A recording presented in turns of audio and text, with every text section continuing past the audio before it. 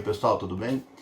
Professor Felipe Avelino, professor de História, né? Esse é um momento assim bem complicado para todo mundo, ninguém esperava tudo isso que está acontecendo, mas é o momento da gente se resguardar, mas não de deixar de estudar. Então, eu deixei separado bastante material para que a gente possa de fato desenvolver esse trabalho e espero que eu consiga, através desses recursos, né, me aproximar mais e poder deixar uma mensagem aí para todo mundo, tá bom?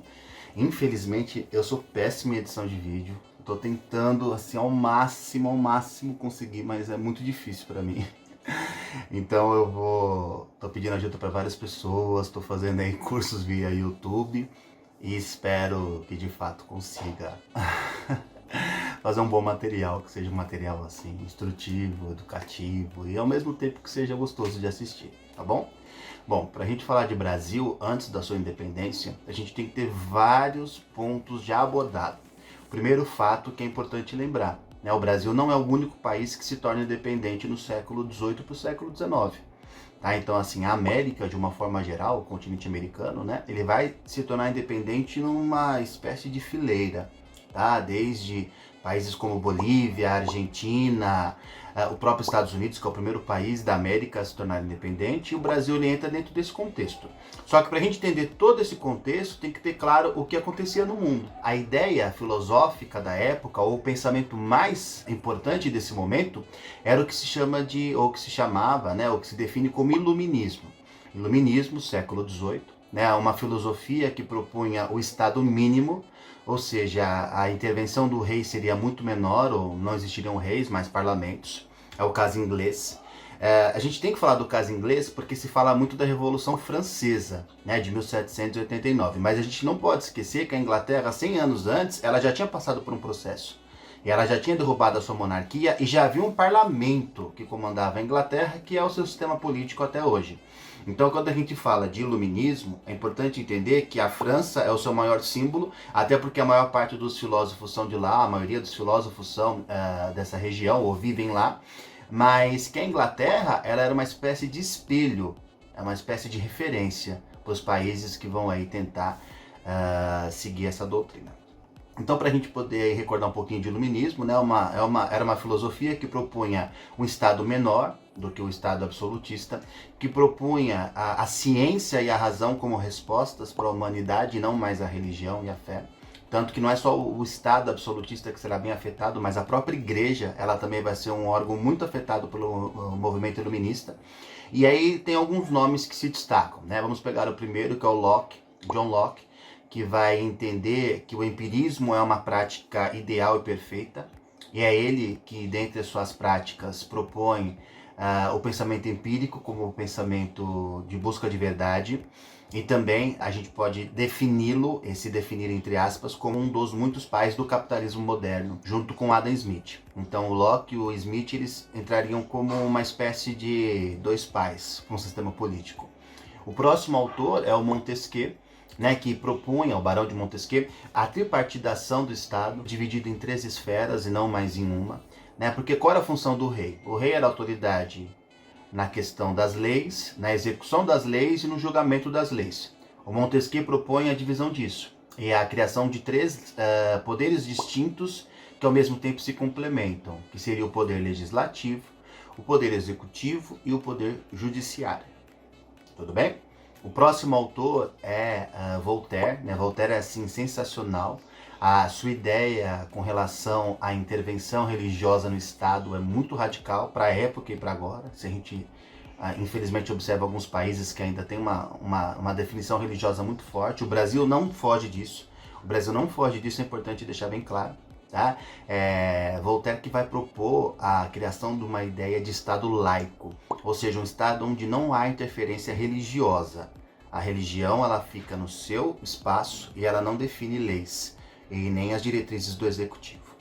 Mas o quarto autor, né, que é o que todo mundo conhece como sendo o ponto central, é Rousseau.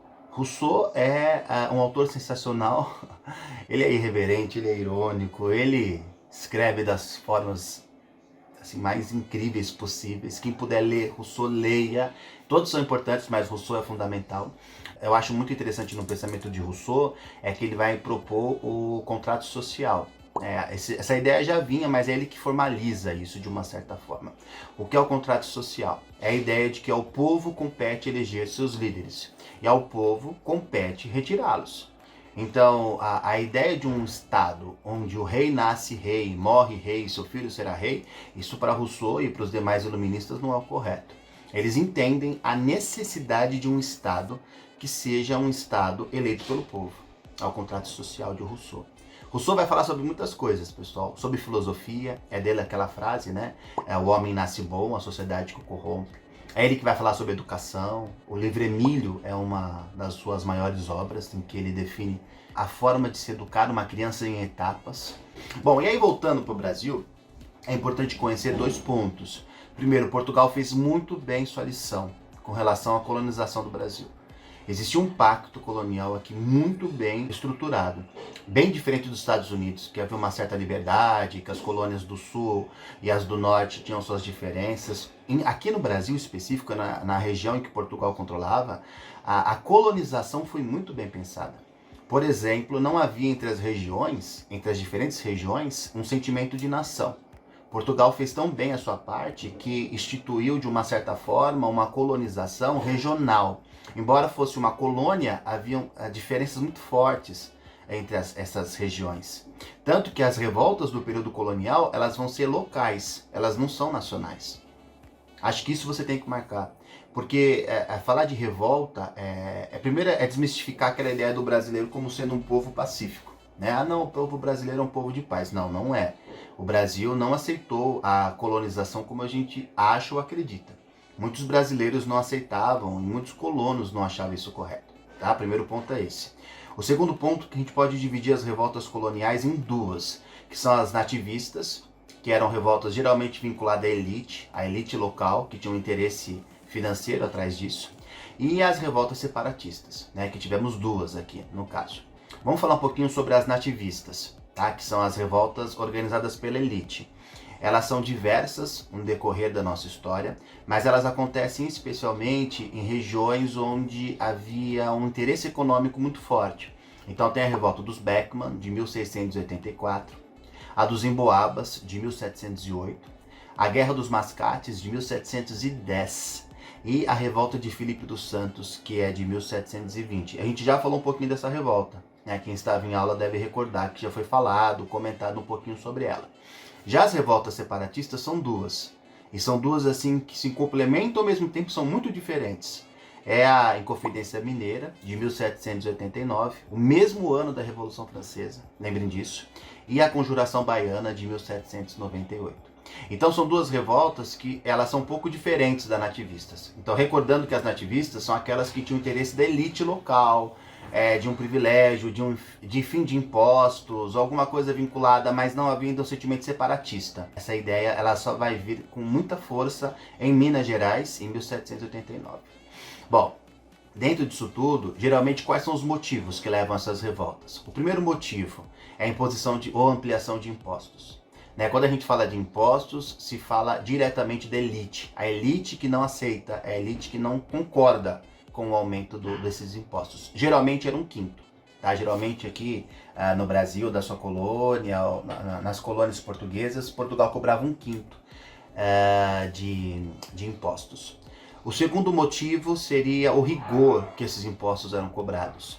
Por exemplo, em Minas Gerais, né, o que vai dar força à Inconfidência Mineira é o fato de uma possível lei que deram o nome de derrama, que seria uma lei de cobrança da total dívida da elite. Era mais ou menos assim: eu sou um colono e eu tenho dívida com Portugal.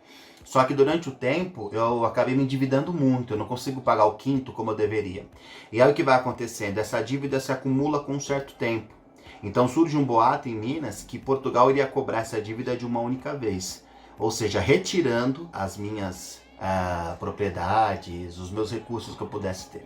Então esse derrama que não chegou a ser sancionado, ele foi um dos motivos que levou à Inconfidência Mineira, por exemplo, tá? E o terceiro motivo das revoltas do período colonial, sem dúvida alguma, é a decadência do açúcar e também do ouro. Porque assim, é um sistema político que depende desses produtos. Se esses produtos têm queda, automaticamente o meu poder como elite também é diminuído. Então assim, eu preciso mostrar a Portugal que não estou satisfeito e que eu preciso que Portugal me dê mais atenção. tá?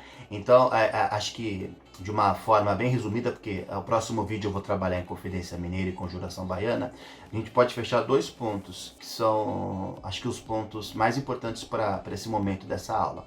Primeiro é a ideia do iluminismo como filosofia, né, como uma ideia política que vai encantar essa nossa elite, especialmente os filhos da elite que estudam na Europa, em Portugal, né, que fazem seus estudos na Europa, então eles tinham conhecimento deste movimento. Entender que, no segundo ponto, que há as revoltas separatistas e as revoltas nativistas, que são revoltas que se caracterizam pelo período colonial, tá bom? Obrigado, espero que tenha sido proveitosa a aula. Eu vou voltar depois para falar um pouquinho de Confidência Mineira, Conjuração Baiana, vinda da família real para o Brasil, e a gente pode aí tentar não perder muito esse nosso espaço, esse nosso momento. Um forte abraço para todos. Tchau, tchau.